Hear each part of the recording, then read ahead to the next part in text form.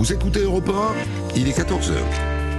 Voici Émilie Thèse pour les infos. Bonjour Christophe, bonjour à tous. Un échec de la COP26 déclencherait une colère incontrôlable. L'avertissement de Boris Johnson en ouverture de la COP26 à Glasgow. 6 ans après la signature de l'accord de Paris, les dirigeants du monde entier se retrouvent avec une mission: accélérer les efforts contre le réchauffement climatique. Emmanuel Macron est arrivé sur place, lui qui doit s'exprimer dans 1 heure. Arrivé aussi Joe Biden qui doit prendre la parole juste avant le président français. Londres appelle Paris à retirer ses menaces dans le conflit sur la pêche post-Brexit. Si aucune avancée n'est constatée, la France appliquera dès demain des mesures de rétorsion. Les navires de pêche britanniques auront interdiction de débarquer leur cargaison dans les ports français et les contrôles douaniers de camions seront renforcés. La chef de la diplomatie britannique prévient que Londres demandera dans ce cas-là des mesures compensatoires.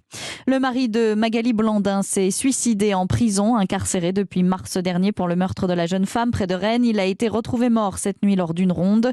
Selon Le Parisien, l'homme avait entamé une grève de la faim il y a 3 semaines pour que ses 4 enfants soient réunis par les services sociaux. Ils n'ont plus donné signe de vie depuis mardi dernier. 3 alpinistes français de très haut niveau sont portés disparus après une avalanche au sommet de l'Everest. 2 jeunes âgés d'une vingtaine d'années et leur entraîneur. Les recherches se poursuivent aujourd'hui pour tenter de les retrouver.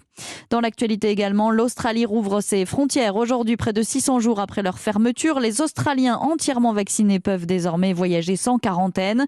Réouverture des frontières aussi en Thaïlande. Les premiers touristes vaccinés ont atterri ce matin à Bangkok et sur l'île de Phuket. En Chine, en revanche, on referme. Disneyland, en tout cas. Le parc de Shanghai a baissé le rideau après la détection d'un seul cas de Covid chez un visiteur.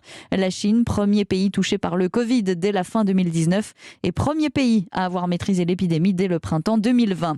Le tabac est responsable d'un décès sur 8 en France. C'est la première cause de mortalité évitable. Pour ceux qui veulent arrêter, le mois sans tabac débute aujourd'hui. Un seul numéro, le 3989.